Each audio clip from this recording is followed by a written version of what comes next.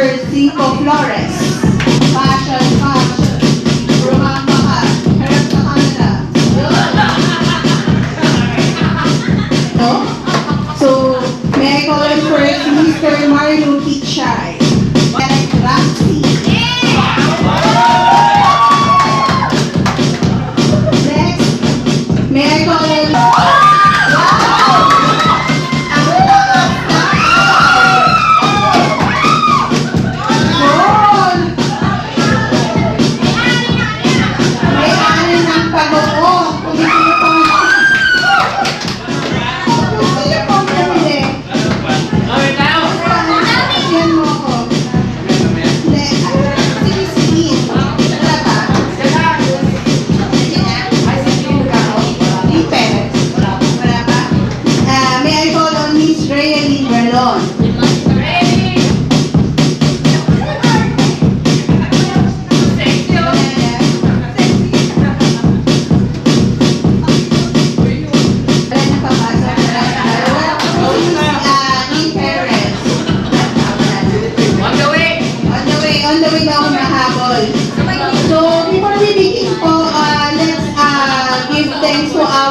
security po for have a peaceful life po. So meron po tayong mga police dyan from our Station 6 and Master Sergeant Joel Lopez and Sergeant Jojo Navarra. So sila po ang mag-take over for our peaceful night po.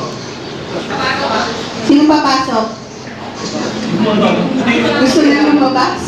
Ano na? Patawag ulit. Sino? Dalawang Master Sergeant. Wala pasok at So, rarampa din po ang ating mga kapulisan. So, Master Sergeant Joel Lopez.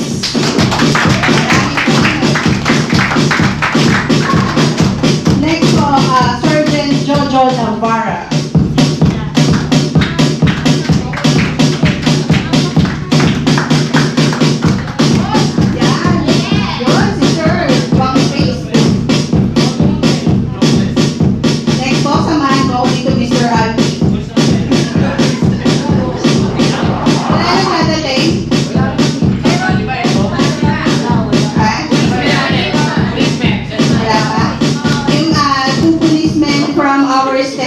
Station 6.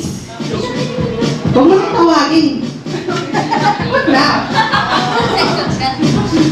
Baka makita sila sa face. So, before we begin our party for tonight po, so, hinibita ko po kayong tumayo lahat. So, we'll start po for our prayer.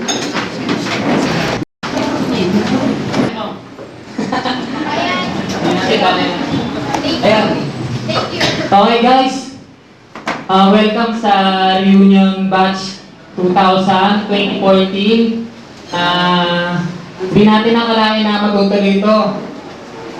Nasa CHS sana tayo, pero tingin natin parang mas gumanda ang naging social pa dahil lumabas tayo.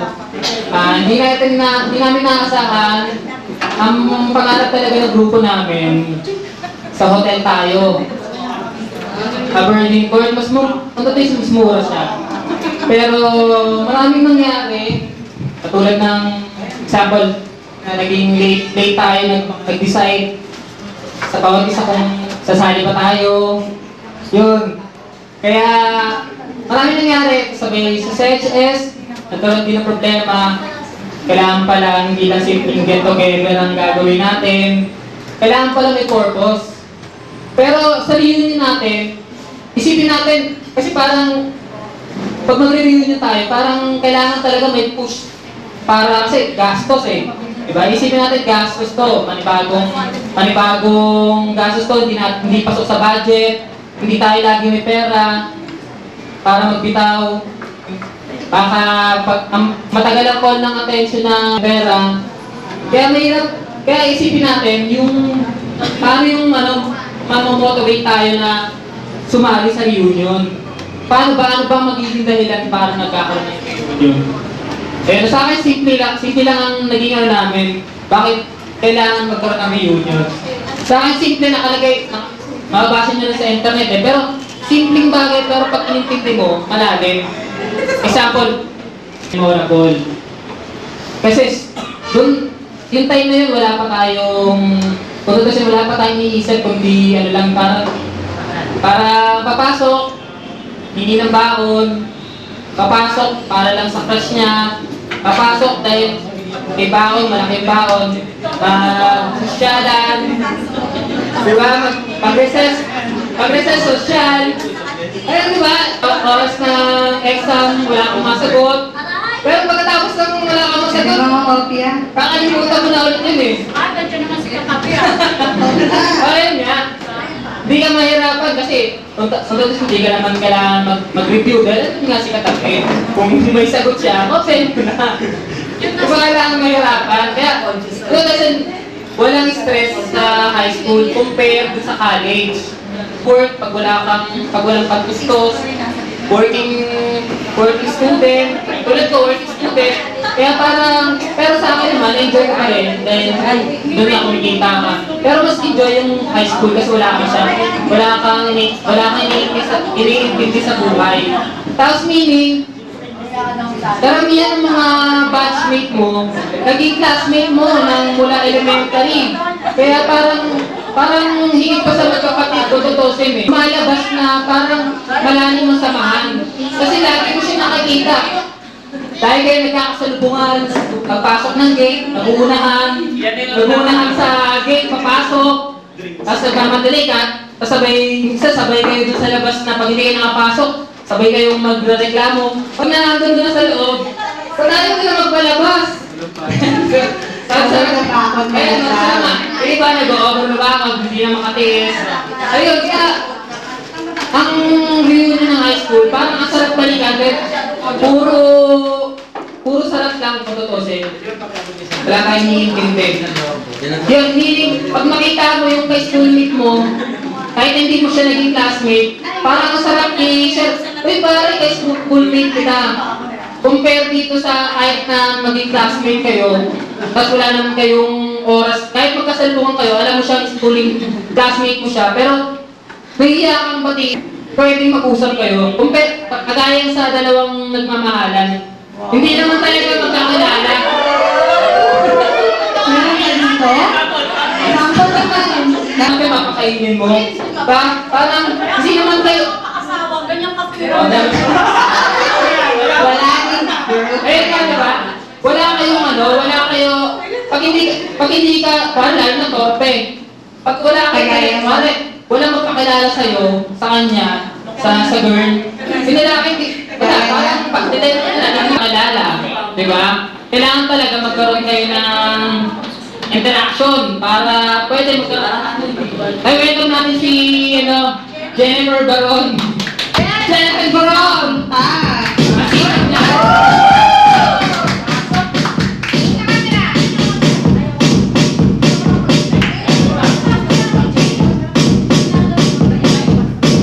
Galing pang Pampanga yan, may ngipin pa. Si Jennifer Baron, napakasipag. Nakaka siya yung energy niya pag-invite. Ang na-invite niya, nakakabilig. Lahat na na-invite niya, nagbigay ng 500 kahit di atin. Wow! Kami, nagpapakahirap magbenta ng t-shirt. Pag hindi siya atin, pinipilit namin, bumili ka ng t-shirt. Para at least man lang, meron kaming at least madagdag sa pondo ng batch. Nagpipilit pa kaming makabenta ng t-shirt. Ganun ang convincing power niya matindi. Yan.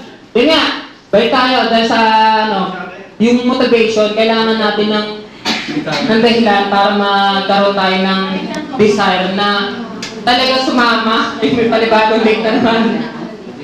Kaso, welcome natin! Late comers!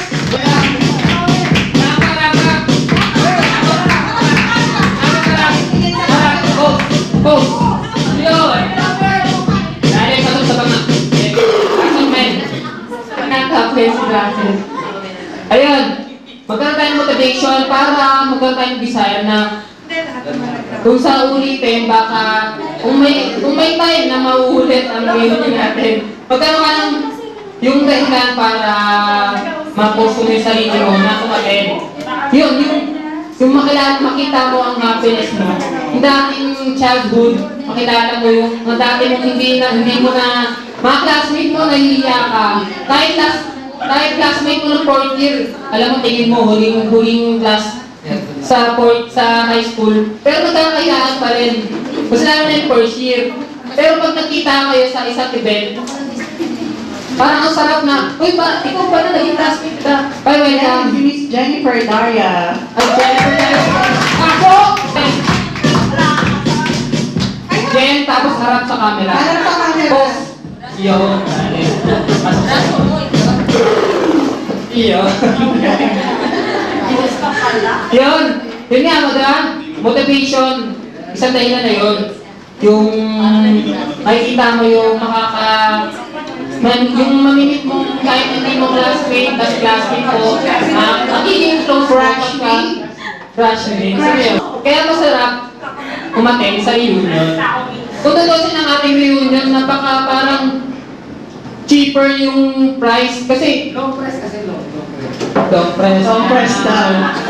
Diba? Compare dun sa traditional na reunion. Example, ang lagi naman usually 400 siya. Di ba sama shirt? Pero dito, iniisip namin, kailangan para ang babayaran mo, yung para lang sa'yo. Yung 250 para sa'yo, para sa t-shirt. Yung 250 para sa food. Para malinis na parang iisipin ng tao na wala kang talagang kita. Pero sa tulong yan ng magpasalamat ko na tayo sa tulong ng mga sponsor. Sponsor, example ni Bidan. Bidan Biray, nasaan si Bidan Biray? Ayun! Yung Bidan Biray. Example niya, si Lynn, yun na nasa daan pa, pahabol pa. Reylin, thank you. Nasaan ka na, Reylin? Ayun. Yan, yung mga taong yan ang nagtiwala. Pero marami sa atin na hindi naman natin masisisi kung hindi sila nagtiwala noong una. Kasi pa na, kung magbigay kami, tapos sabay hindi namin sila kalala. Tapos kami, ngayon na sumulpot, parang nauna lang to sa bahay nila Marichelle. Ordinaryong inuman lang, kahit hindi ako umiinom, napapunta ako dahil sabi, pero tayo classmate dito, first year. Sabi ko, first year classmate. Sabi ko, napaisip ako kung classmate ko talaga. Sige, pupunta ako para titignan ko yung mga old pics. Kung meron siya. Pero hindi naman nagkaalaman. Pero yun, dahil doon nagsimula ang pagkukol ng reunion ngayon, meron tayong gathering na ganito, di ba? Kaya masaya. Kaya sana next year, may makaisip ulit sa atin na galit pa na mag-organize ng ganitong reunion para sa konti kasi yan lang, mga ilang oras, pero ayos, masaya sa atin. Yan yung wala. Open ka lang bro. Ayan, ibabalik ko na kayo, kay Kitten, ng ating LC. Kitten daw siya. Kasi ang totoo, sumali siya dahil sa mga classmate na nag-invite sa kanya. Pero ang mga nag-invite sa kanya, sama-sama, Wala. umayaw. Kasi namin kasi Jen. Ewan ko bakit sila umayaw. Ayun, buong grupo sila, nagsabi nila, mag-swimming na daw sila. Okay. Pwede mag-swimming din tayo. Tama. Ngayon na. Okay. Banabalik ko na kay Kitten sa ating MC. Oy, kaya mo dalawa tayo.